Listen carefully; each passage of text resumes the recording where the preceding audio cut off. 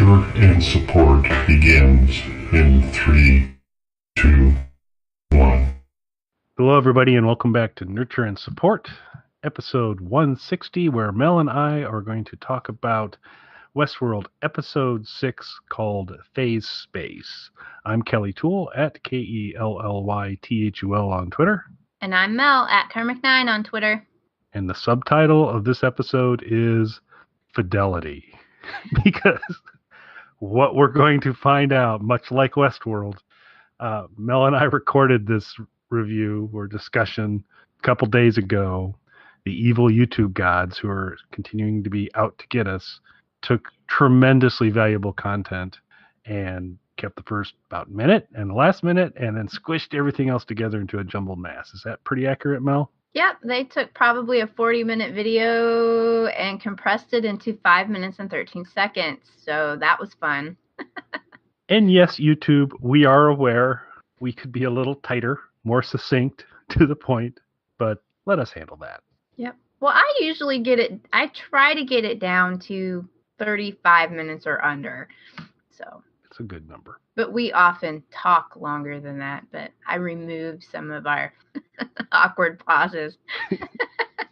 However, your fidelity comments, very clever. Awesome. But I think we're going to fail that test. I think we will too. Matter of fact, I know we will, because who starts off? You did. This is episode 160. Okay. Oh, so I did start us off, but I'll do the first scene as well. And the exciting thing was Westworld continues to be more and more complex to break scenes down and say, oh, this is where things start and stop. But as Mel and I took our notes and we kind of block them off by scene because we like to go back and forth, we actually matched up and had the same number. So I will begin with scene number 1.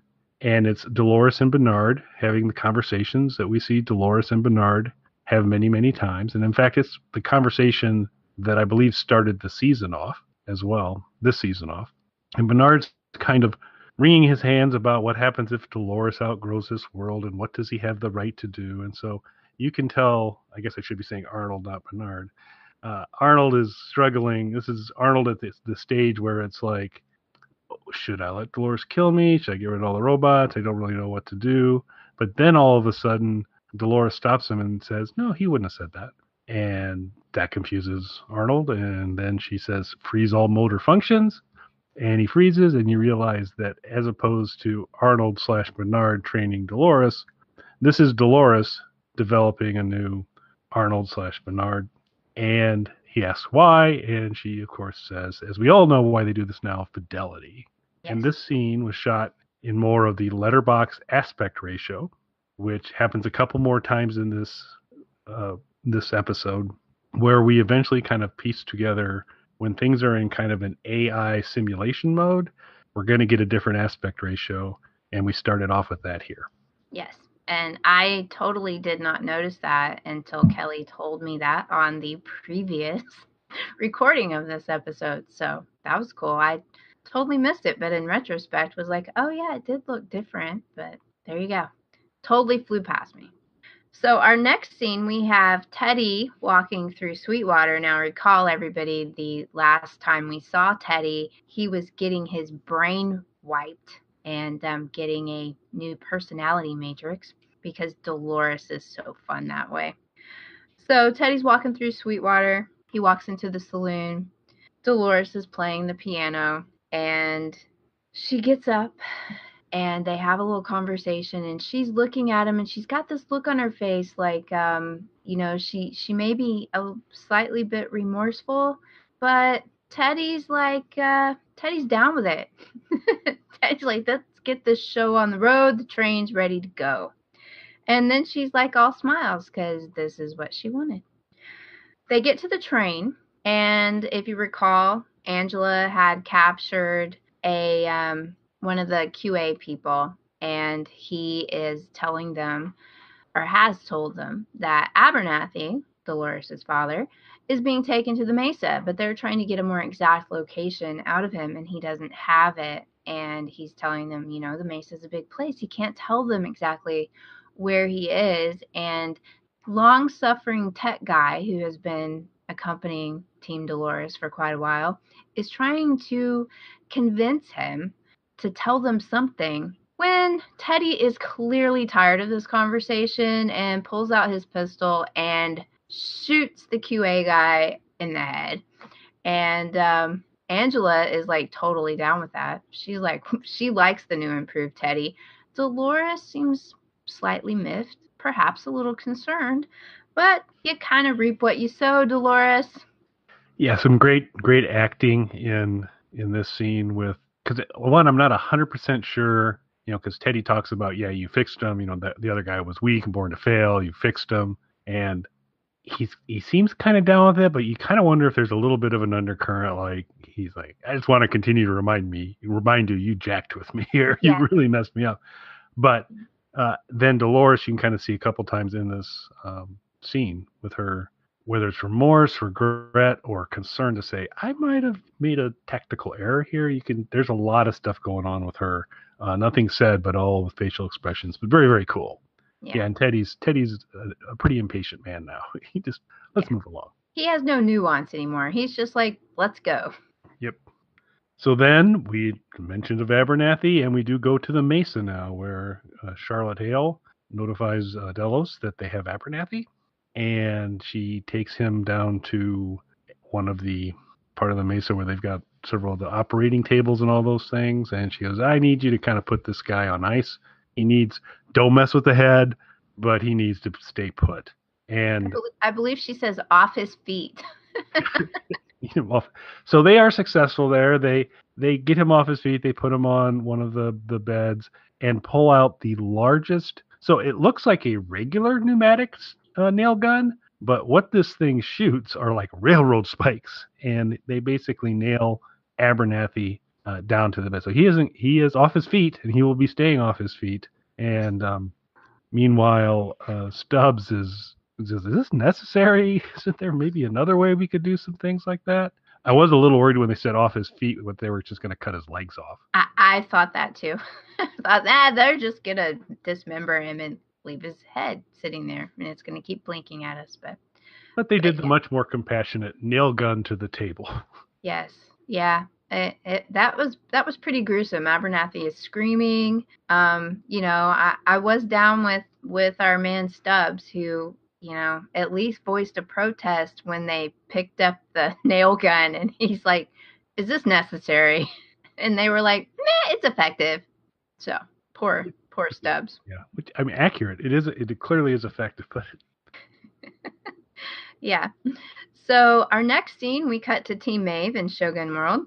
We have a really cool opening to the scene of Akane doing a voiceover as the camera pans up through across all the bloodied corpses through the fortress to zoom in on Maeve, who is standing there with her sword covered in blood. And it was a really nice opening to Team Maeve, because Team Maeve is awesome, and she totally deserved that.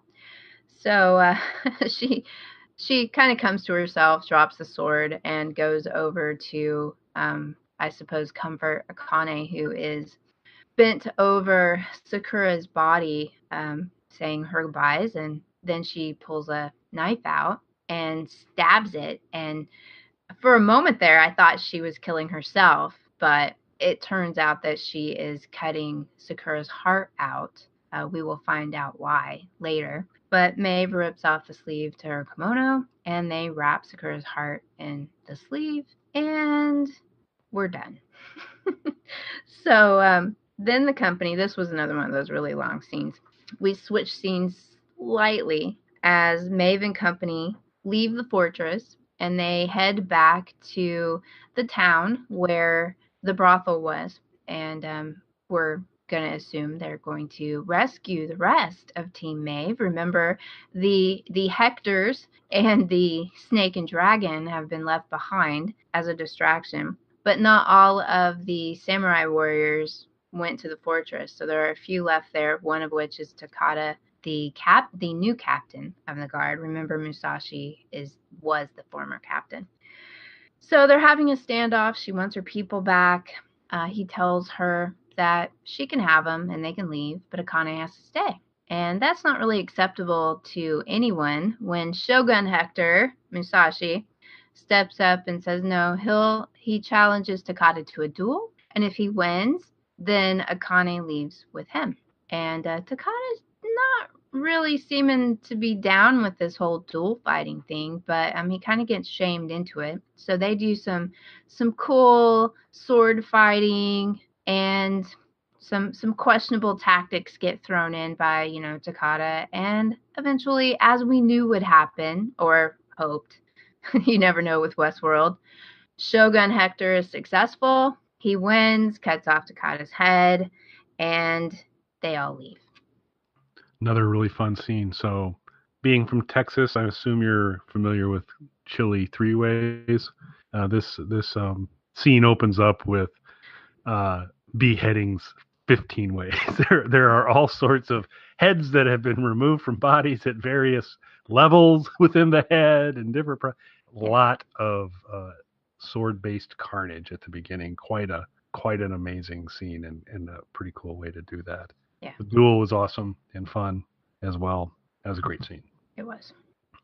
So then, it's been too long. Our good friend Lawrence is back. Always brightens our day when Lawrence is on the screen.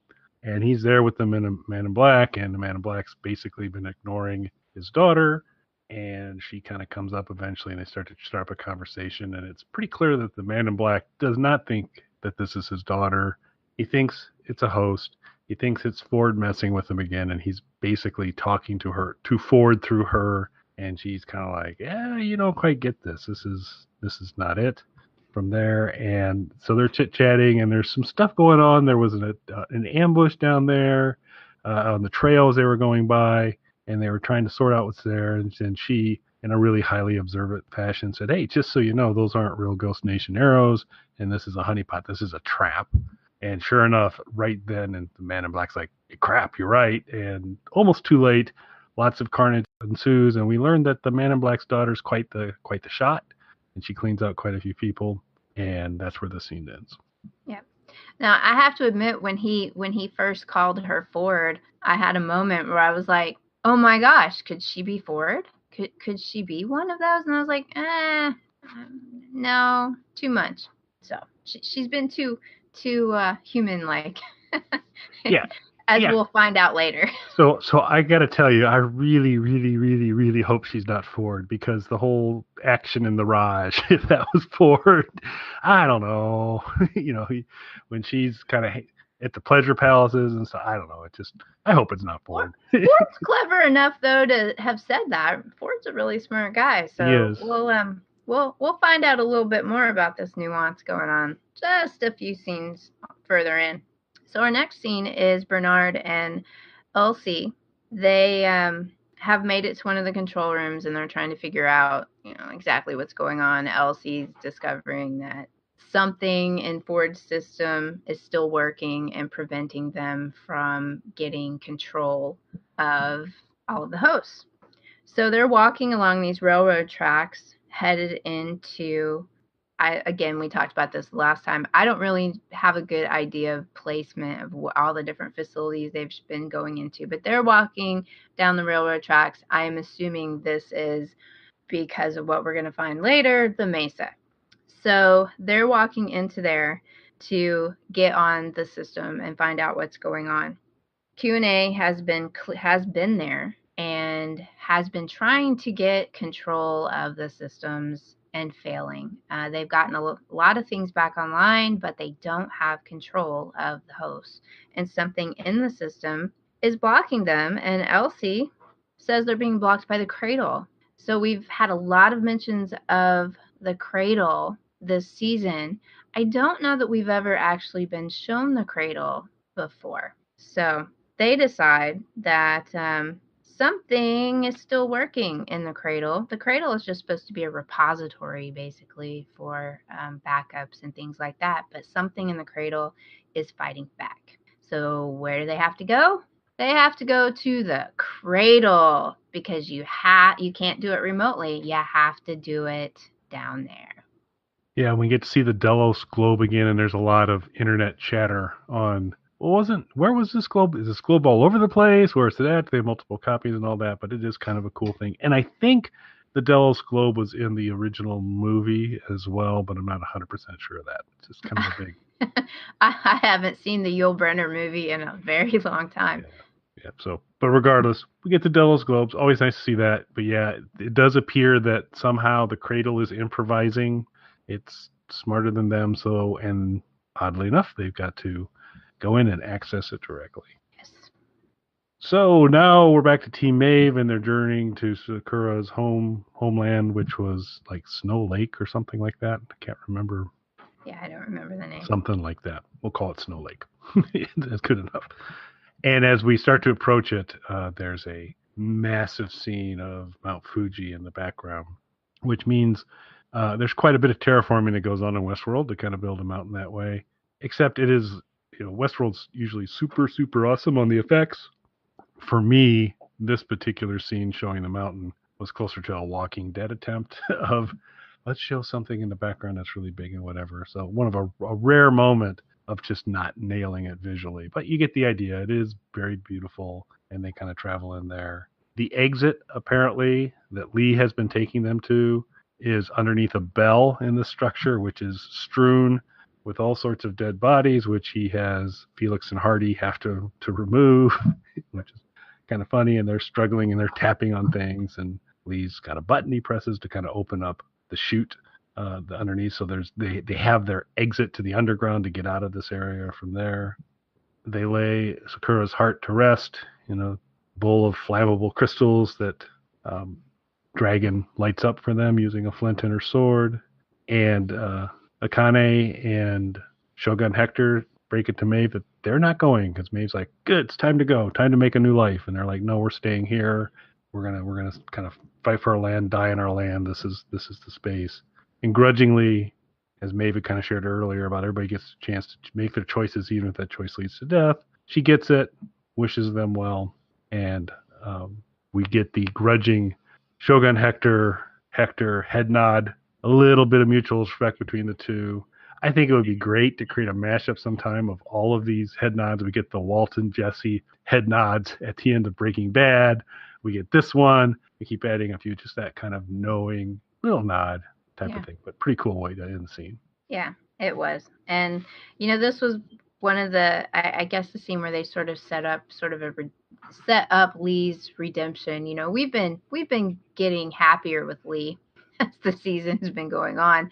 And when they first have Lee and Felix and Felix's friend, who we call Hardy affectionately, find this exit, it very much seemed to me like I was getting pissy. Lee was abandoning them and taking the humans off, but Lee then came and told Maeve that they were ready. So Lee's on Team Maeve, and so we're feeling pretty good about Lee, maybe for now.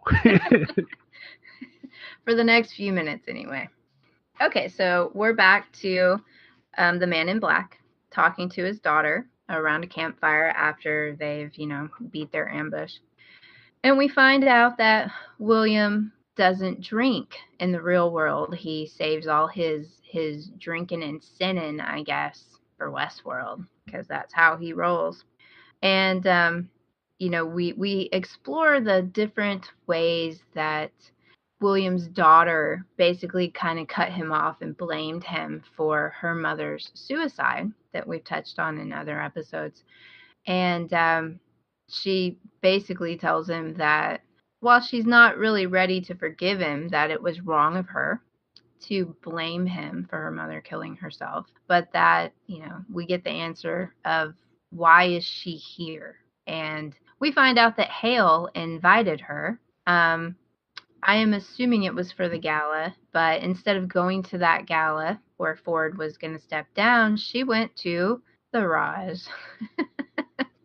where she really liked as a child. She really liked the Raj. It was her favorite place. And William, her dad, makes a comment about she was always terrified of the elephants. And he's got a little confused. It wasn't her that was scared of the elephants. It was her mother. And so he looks a little perturbed that he's gotten this key fact wrong. But, he's had other things on his mind for a really long time. So she then has a very uncomfortable comment about, she went to the Raj to, relive some childhood memories and then figured out she was of legal age to go to. Since Kelly said it in the last episode, I will bravely move on to the pleasure palaces, where she also had a good time. And Daddy does have the grace to cringe and and pull back at that comment, because nobody wanted to know that. So they really do have sort of a touching conversation. At one point, the man in black really looks like he's got tears in his eyes as she tells him that she's decided that she was wrong in telling him, blaming him for what her mother did, and that she's there to bring him back. And so they end this scene with him sort of agreeing that if they head to the beach in the morning at sunup, to get picked up by the QA people, that they'll leave. So she goes to sleep a happy little girl. But I don't. We talked about this our previous recording. I don't think that's entirely truthful. I just have a feeling that was not her sole purpose in being there. But Yep, I don't think so either. And the scene does finish up with clarifying that when she wakes up the next morning, everybody's gone. Yep. One lonely host who's there to make the coffee. One of Lawrence's cousins stayed behind, I guess, to watch over her while she slept. That was as much as Daddy did for her, and they all took off. So she said a bunch of bad words repeatedly and was very angry. So we do know she is the daughter of the man in black. Yeah. Again, the actors tearing it up, particularly Ed Harris. And again, no dialogue, but that whole process of him kind of sorting out, I can't even keep track of whether it was my wife or my daughter that was scared of elephants, and the remorse and embarrassment there, just with a few facial gestures he kind of nails, and the whole pleasure palace consuming of information. Pretty clear he's not enjoying that trip. Yeah. Well. But we'll enjoy this next trip because we get to go to, indeed, the cradle, which serves as a backup for the hosts. A tremendously cool set. Lots of apparently water, probably to keep things cool. And there are all of the host backups in this. And it's a massive installation. And Bernard kind of remembers being here before, remembers inserting somebody's little steel ball storage unit into the cradle. Kind of a little bit of a flashback there. And he says, I need to go in, need to access it directly. Elsie points out to say, hey, that unit, which I don't really know why it's an older unit, but that unit at the cradle is built for hosts with articulated skulls, meaning I'm assuming partial skull with holes in it that makes it a little easier to go down and get the little steel ball and pull it out. Bernard's skull is like hers, she says, and he's like, pain is just a program and do it. And so we get to see Bernard get the top of his head cut off, and it reach down and pull out his CPU and drop it into the cradle. And then we then switch to Bernard back to the other aspect ratio again now. We just jumped to aspect ratio, and Bernard's arriving at Sweetwater. So our next scene is really super short, but introduces a new character we haven't seen before, who, while he's on the wrong side, I do like him. So Stubbs is up top meeting, I'm not sure what we're still going to call these people, what technically their title is. We've got more soldiers coming in, the cavalry. This is a small group of the cavalry who has shown up to clean up the mess and secure Abernathy, because remember, Hale has been going through all of this for Abernathy, because without Abernathy, they won't send somebody in to save them. So they're here, not really to save Hale, but to get Abernathy, but, they'll kick some ass while they're here. So there is a fine Scottish gentleman named Coughlin who does not appreciate Stubbs and makes a few cracks about Stubbs' name, which is Ashley. And we probably should have let Kelly do this scene. He would have felt it more. It is very efficient in establishing the Coughlin characters, who We don't get his first name. I am going to assume his first name's Dick. It just, I'm going to assume it is. They don't say, but he's awesome. And awesome in just in a terrible, horrible way. Scene chewing, making fun of some kind of guy's name, demeaning people, but I got stuff to do and I'm a badass. And so super, super cool character, very efficient way to introduce him and immediately kind of get you, let's keep an eye on this guy. He's interesting. Another pretty short scene follows, not quite as short as the previous, but we're back to Team Maeve. They've kind of gone through the underground, and what I'm going to assume in the underground, they passed certain clothing storage lockers, which allowed all of them, including Dragon, to suit up in appropriate Western attire. And I gotta say, Dragon cuts a fine Westworld figure. She looks pretty cool. She does. She's very badass. And they come out of and back to Fidelity. Mel, do they come out of a graveyard or a cemetery? What would you say? Well, I said cemetery last time, but my notes actually call it a grave. But it is a grave, whether it's a graveyard or a cemetery. So I digress. They come out in a bury you place, and it's one of the graves is the exits, and so they're popping out. They're all in their Westworld gear now. Although Maeve's like in a, I don't know, I wouldn't entirely say it's Westworld entirely gear, but she kind of fits in, but it's also got a little more of a contemporary feel. But they kind of line up, and Maeve knows she's super close to her existing homestead. She's ready to go down. They're all ready to go with her, and she's, no, I need to do this alone. She and Lee are having a conversation at this point in time. She kind of grudgingly shares with Lee, oh, so you've actually done something useful and helpful. Lee wishes her well, and she thanks Lee, and it seems to matter to Lee that she did. Yes, we were left with a warm, fuzzy feeling about, Lee, Lee's come around. Lee's a good guy. Yeah. So the next scene, super, super short. It's just the man in black, Lawrence, and his cousins are riding along through the scrub, and they get attacked by Ghost Nation, and they take off at a gallop. Yeah, you're getting the super short ones, aren't you? Yeah. Hey, I remember that episode where I got every Dolores scene. Yeah, that's true. That's true. Back to Team Maeve. Should be a Mel scene because we're both Team Maeve. She's president of Team Maeve fan club.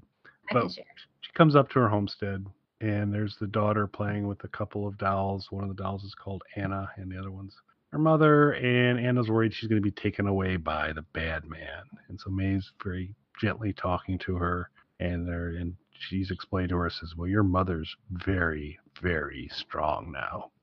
And there seems to be kind of an acceptance and connection of that from the daughter. And then we get a, can I help you?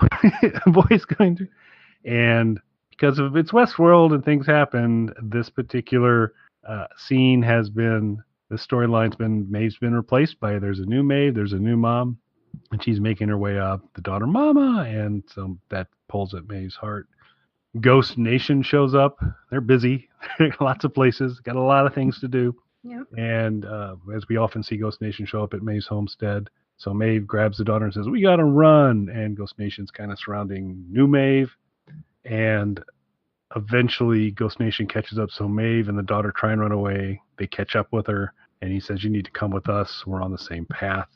And while all this is kind of going down, if you recall back to the last episode, Lee kind of scored a communication device from some of the cavalry that had come into Shogun World to clean things up and got butchered up, but he'd gotten one of their satellite phones, and he goes, yep, it's time for me to call for help. Felix is a little irritated. Hardy's totally cool with it. and Lee's calling for help. Yeah. While Hector and Armistice and Dragon are jumping into the fray, trying to save Maeve. We really didn't talk about this the last time we talked about this episode, but it was interesting that Maeve's daughter seems to have that fear that someone's going to take the daughter doll away, indicating that she might be having some memories, as so many of the hosts have, that she, even as a child host, may be having some of those memories as nightmares or reveries or whatever we want to call them. But one of the more interesting things is that we noticed that Maeve, with her awesome telepathic Maeve powers, does not attempt to save new mama at all. She's like, and I get cleaned up. Die. So yeah, she immediately just grabbed her daughter and took off running and left that other woman who was the new her to her fate. So we didn't actually, I don't think we actually saw specifically what happened. We have seen previously that Ghost Nation has not been very kind to many of the hosts. So anyway, but I just thought that was funny. She was like, Matt, screw you. I'm taking my kid and we're gone. So let's see. Okay. Our next scene, we have Team Dolores. Teddy and Dolores and Angela are in a train car with Tech Guy.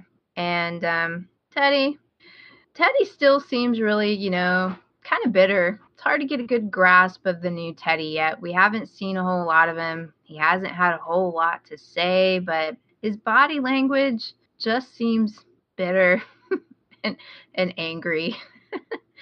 So Angela comes in, tells them it's time to go, and Dolores and Angela get up, leave the train car. They make a comment that makes it sound like they're going to separate the train cars. Teddy is following them, but he stops beside Tech Guy, who's sitting quietly in his seat like a good little Tech Guy so that Dolores won't kill him.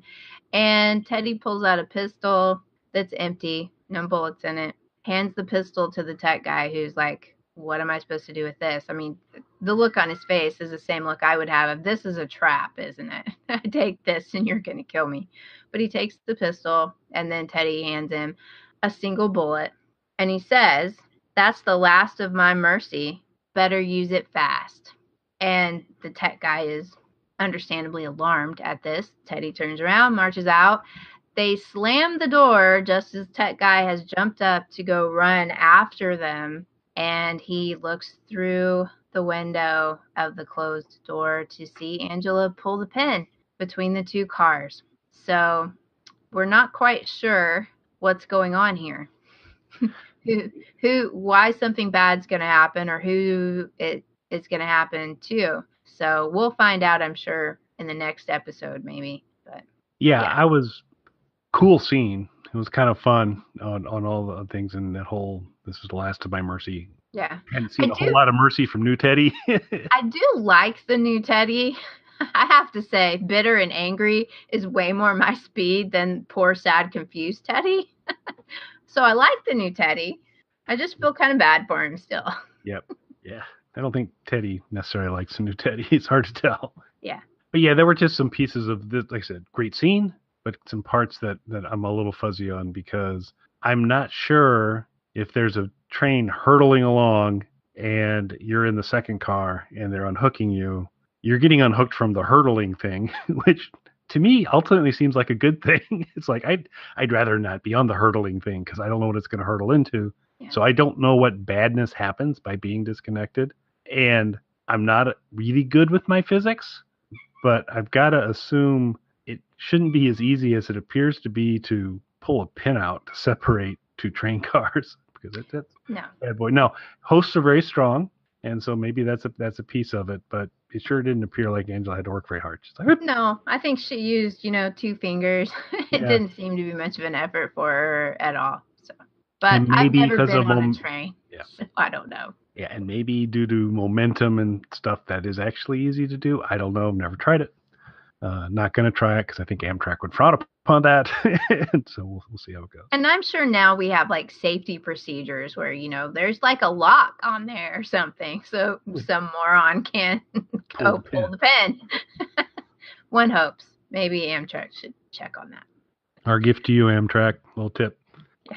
So we cut back to the mesa and the map is back, which is cool because the map's one of the really cool effects. And so we're glad it's back. Mm-hmm. And so now they're starting to get a read on, okay, what's going on.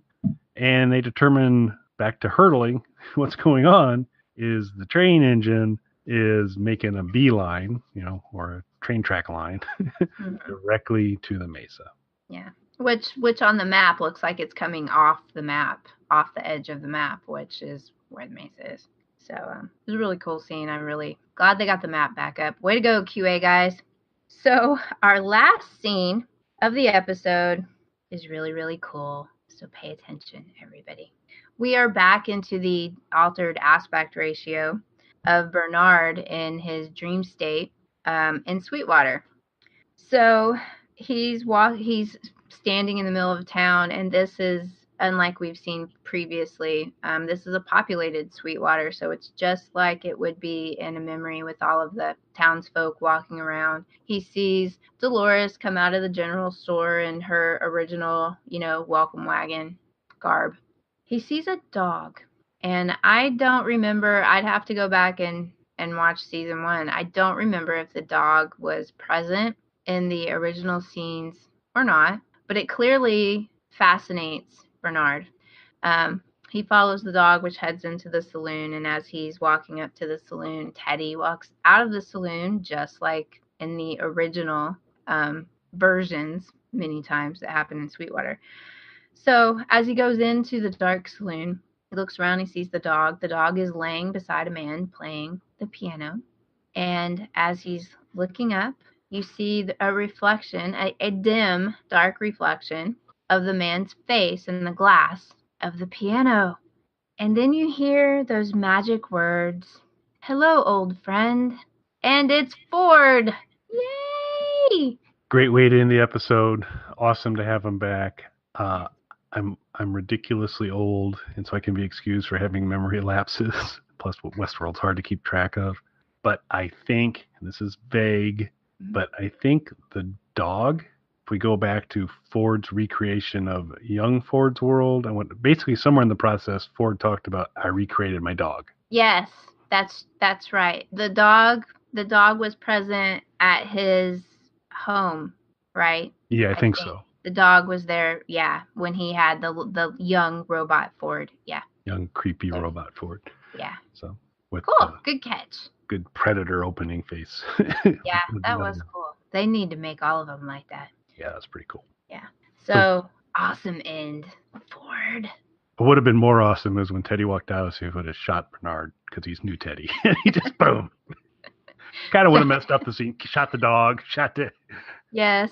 Yeah, but that would give us too much of a time frame to tell us when all of this stuff is happening, because clearly Bernard's this particular timeline is, well, we have seen at the beginning of season 2, they were talking about the cradle being destroyed when they were talking to all the Delos people. So this is clearly happening at a time before the cradle got destroyed, though I think we're fast approaching the point where the cradle gets destroyed, but we'll find out, because if Ford's in the cradle, somebody better save Ford is all I'm saying. Go Bernard. Save Ford again. Yeah, so couldn't be more exciting way to end, because now we've got Ford back in play, so that'll be super cool for the last 4 episodes of the season, so we'll have to see what happens with that. Yeah. So another outstanding episode, fun. A lot of stuff got moved along a little bit. I remain confused on the risks of being in a detached train car, but maybe we'll learn a little more why that's a bad thing later. But yeah, I don't know. I can't. We talked about this the first time we talked about this, and I guess I assumed that they were leaving Tech Guy in the car attached to the engine that was going to go into the tunnel and blow up. But in thinking about that, wouldn't that collapse the tunnel? So even if their car was coming in slower because it wasn't attached to the engine, wouldn't blowing up the tunnel collapse the tunnel? And then they wouldn't be able to get in. So I don't know. See, we're overthinking it now, and I'm just going to go back to my happy place knowing that Ford is back in some fashion. No, I think you're right, because I think I have it backwards. Is that he wasn't in a car that was behind the hurtling. They detached that car and are in it, and he's going to be point of the spear to open up, and somehow magically their car will slow down enough for them to get off and do the things. But. Yeah, and we did see, which I probably didn't forgot to mention. At one point while they're in there, the power fluctuates in the cradle, and we hear a boom, and so we are assuming that is when the train went into the tunnel and blew up. But, they've lied to us before, so we'll find out next episode, maybe, or it may just be one of those things they never explained to us, and Possible. we're left to wonder. So we'll try to answer that question for everyone next time. So I don't have anything else to add. Do you? Nope. Yay, Ford! Woohoo! Yay, Ford, and thanks for listening, everyone. You can contact us on our website, nurtureandsupport.net, or email us at nurtandsupp@gmail.com. That's NURTANDSUPP@gmail.com, or tweet us at nurtandsupp on Twitter. Nurturing and supporting Journey.